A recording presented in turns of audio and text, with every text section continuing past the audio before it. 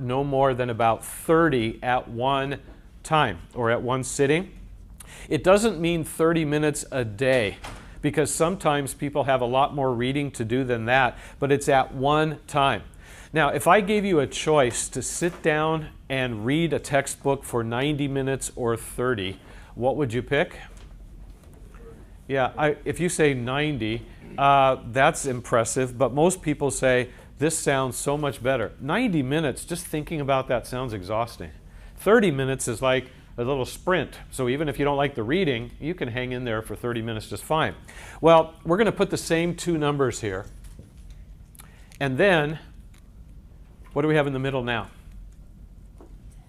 10. And you're going to see a whole lot of 10s coming up here in the next few minutes. So first thing to do, shorten way up on the reading till around 30 minutes. The second habit that this person follows that helps them involves the number 5. And that's 5 minutes. But what's the 5 minutes for? Break. Yeah, it's for break, right? I ask students all the time, and this is kind of a funny question for me to ask. I say, when you're reading, you have a lot of reading to do you take regular 5-minute breaks? And you know what most students say? They say, no, I don't. And I say, well, what do you do? And some people say, I prefer the 3 to 4 hour break or the wait till tomorrow break. And I say, yeah, I know, I get it. And you know why some people do this?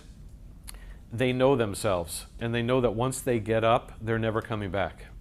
They just kind of know that, so that's why they sit there, and it's like they put their seatbelt on and say, I'm going to just sit here until I'm done. So they put in the time, but look what happens.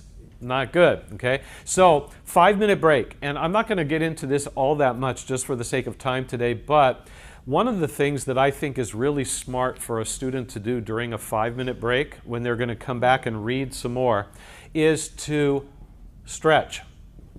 So in addition to using the restroom and getting a quick little snack or something to drink, something like that, it's a really good idea to stretch, and here's why. You know as well as I do that sitting and trying to read a textbook is hard work, just trying to concentrate and stay awake. And so what happens to most people as they're reading is that their eyes might start getting kind of sore or tired, right? But usually some other part of their body starts to ache or get sore as well. Could be the neck, back, shoulders.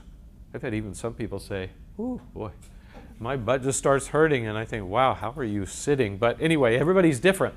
You know, when you're feeling fine, it's hard to concentrate on reading. When you have an ache or a pain, you start thinking only about the ache and the pain. So if you sat there for 30 minutes and you're leaning over and reading, and a pain started to develop right here, and then the 30 minutes ended and you said, okay, break time, and you put the book aside and you grabbed, let's say, a newspaper or a magazine, and you just sat and read for 5 minutes, well, that's a break. But what's going to happen to this while you're doing that? Probably nothing. It's going to stay there, and then when you start reading again, it's going to get worse and worse, and pretty soon that's all you're going to be thinking about, and you lose your focus. So after you've used the restroom, gotten something to drink or whatever, right before you sit back down, it's good to stand there and just kind of move around a little and try to sense what might be a little sore and just kind of exercise it a little.